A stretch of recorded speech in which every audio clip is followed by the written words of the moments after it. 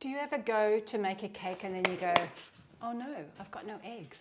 Or where you live, there might be a problem with buying eggs at the moment. Today I've got a no egg cake. It's made with yogurt, flour, sugar, oil, and a little bit of flavouring. So let's get mixing.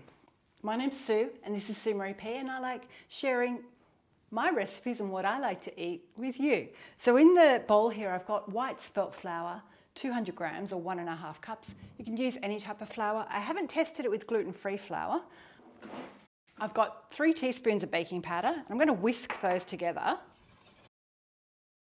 I've got some salt here. I'm just going to add a tiny little bit of salt because many of my viewers say, why don't you put salt in your cake, Sue? It brings out the flavour. So this is for you, a little bit of salt. Pop that to one side. Grab another bowl, and in there I'm going to add my sugar. I'm using white sugar, 130 grams, or that's 1/2 cup plus 1 tablespoon. I've got 80 grams of rapeseed oil. You can use any type of oil. That is 1/3 cup. And in here I've got some natural Greek yogurt. This is a light one, it's not too thick today. Just going to zoom you in so you can have a look at the texture. So I'm just going to mix those until I feel that the sugar is dissolved. If you want to use handheld beaters, you can. Now you can either add vanilla, but I've just run out, so I'm going to add some lemon zest, and that's only going to be half. Because I have a slight confession to make. I've made one and it's in the oven, but I realised that I didn't have my microphone and sound on when I filmed it. So now I'm baking another one for you. The joys of filming by yourself. Okay, that's about 1 teaspoon. So just going to mix that together. So that'll give it a nice lemony flavour.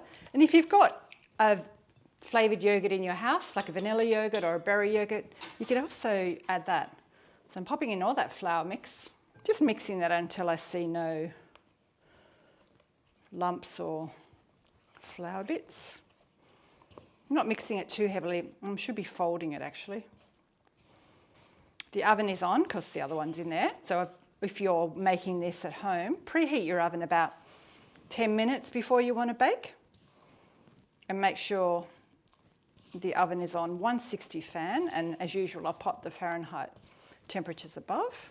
So the mixture, as you can see here, it's quite thick, which is correct. So the next step, we need to pop it into our tin. So I've got a 8 centimetre or a 20 centimetre springform tin, and I've scrunched my paper and wet it, and that's a really easy way to pop it into the tin. That's a Jamie Oliver tip that I learned a few years back. We just need to make sure it's smooth on the top. That looks thick, but that's going to sort itself out in the oven. Now I'm just going to grab a tray to put it on. So our cake's ready to go into the oven, and we're going to bake it for 35 to 40 minutes until it's firm in the insides. On this tray, as a tip, in case your springform tin leaks, it stops the oven being dirty.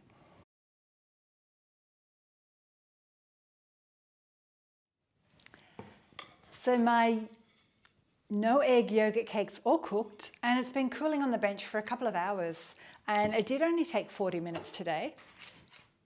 I'm just going to cut into it to show you what it looks like. This cake is really delicious with berries. I'm heating up some berries behind me. I've got frozen blueberries, so I'll serve that with them later, with the cake later. So have a look at that. It almost looks like a cheesecake. It's kind of like, I would call it like a gooey, moist cake, cross between a cheesecake and a butter cake. Quite a simple thing. Delicious, served with berries and ice cream. Let me know if you give it a go in the comments below. I hope you've been inspired and liked my recipe today on how to bake a cake without eggs. Don't forget to hit the thumbs up, subscribe if you're new here today, and I'll pop some other videos up above that might inspire you to start baking. Thanks for watching, and I'll see you next time. Hej då from Sweden.